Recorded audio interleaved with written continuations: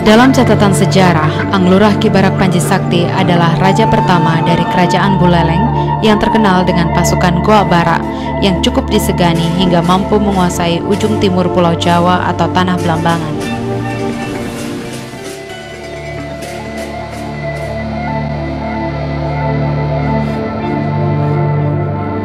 Pada abad ke-6 atau sekitar tahun 1568, Raja Gelgel di Klungkung Sri Aji Dalem Segening meminta putranya Ki Barak Panji Sakti dan ibunya Nilopasek untuk kembali ke Den Bukit. Ki Barak Panji berbekal sebilah keris yang dinamai Ki Semang berangkat bersama 40 orang pasukannya. Di tengah perjalanan, Ki Barak Panji beristirahat di wilayah perbukitan yang sudah masuk daerah Den Bukit. Di daerah ini, pasukan Ki Barak Panji sempat mengalami kesulitan air saat menyantap ketupat. Hingga akhirnya sebuah tongkat Pangkaje Tatwe ditancapkan ke tanah hingga memunculkan sumber mata air baru. Sejak itulah daerah peristirahatan ini dinamai Toyo Ketupat dan didirikanlah Pura Yeh Ketipat.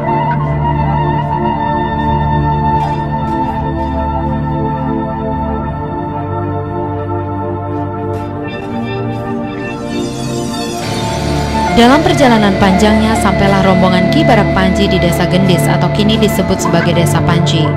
Di Desa Gendis, Ki Barak berhasil membunuh Pungakan Gendis yang terkenal sangat kejam terhadap rakyatnya. Karena kekuatannya, Ki Barak Panji sangat disegani oleh rakyat Desa Gendis hingga akhirnya dinobatkan sebagai raja dengan gelar Anglurah Ki Gusti Ngurah Panji Sakti. Anglurah Ki Gusti Ngurah Panji Sakti pertama kali membangun istananya di pusat Desa Gendis yang kini disebut sebagai Pura Pejenengan di Desa Panji, Kecamatan Sukesade, Buleleng, Bali.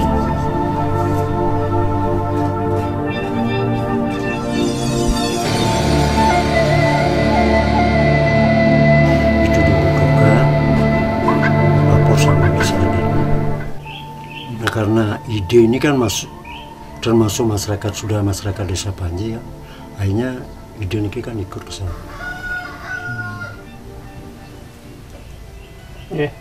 Tapi Raja Dangdang Gendis ini kan bukan langsung sama ide yang diperintahkan masyarakat. Akhirnya masyarakat dikerahkan untuk menarik itu juga tidak bisa.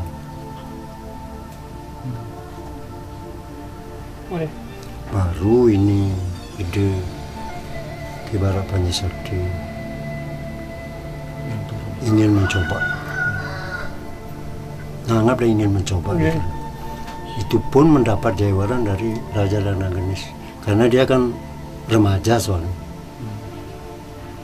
Nah, setelah itu ide ini kan ingat dengan membawa dari adiknya Puri Gegel diberikan senjata berupa keris. Itu dicabut. Keris itu sudah dicabut, digitukan saja kapal itu bisa berlayar.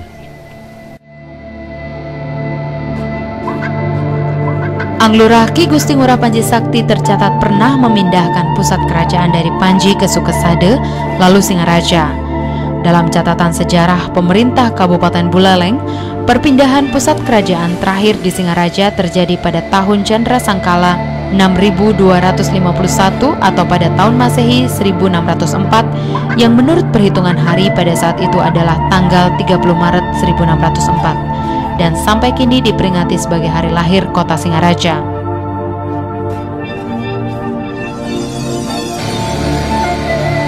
Kata sejarawan dari Universitas Pendidikan Ganesha Imade Pageh, pasca zaman kerajaan Buleleng, Kabupaten Buleleng pernah menjadi daerah destinasi perdagangan dunia.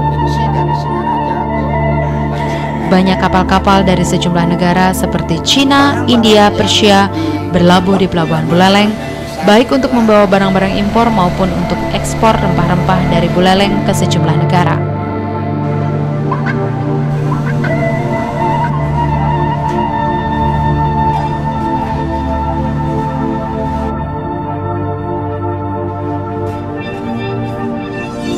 Sebuah kelenteng atau tempat peribadatan Tridharma Lingguang Kiong di Pelabuhan Buleleng salah satu bukti sejarah yang diwariskan oleh para pedagang dari Cina.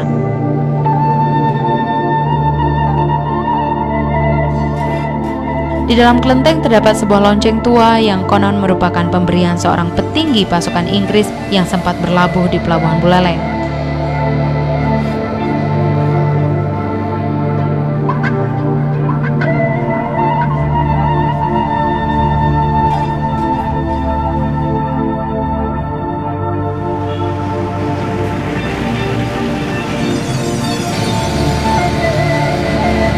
Kemajuan perniagaan di Buleleng terus terjadi hingga zaman penjajahan asing seperti Belanda dan Jepang, bahkan pasca kemerdekaan.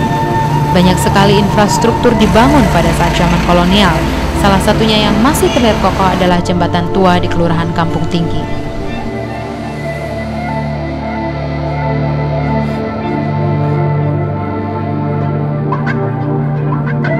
Buleleng adalah sangat maju pada saat itu, terutama adalah dalam perdagangan. Karena pantai utara Bali yang mulanya hanya dilalui oleh pedagang-pedagang lokal, pada saat itu mulai ramai dilalui oleh pedagang-pedagang asing terkait dengan hubungan Singapura, ya, anggaplah Singapura, Surabaya, Singaraja, Bali Utara, setelah itu Lombok, ya, Ampenan, setelah itu ke Australia dan selanjutnya. Perjalanan dagang ini adalah lebih banyak dilalui oleh pedagang-pedagang dari Inggris. Oleh karena itulah Belanda melihat bahwa kalau ini dibiarkan terus berlanjut seperti itu, maka Belanda akan kehilangan Bali Utara dan Bali Utara akan dijadikan Singapura kedua oleh Inggris.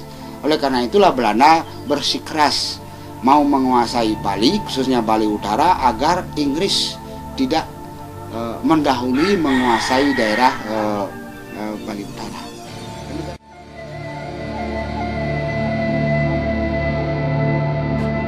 Romantisme kejayaan masa lalu kota Singaraja masih dapat dilihat sampai saat ini. Warisan masa lalu berupa jalur perniagaan juga masih hidup sampai malam hari dengan tenang sebagai ciri khas kesibukan kota Singaraja.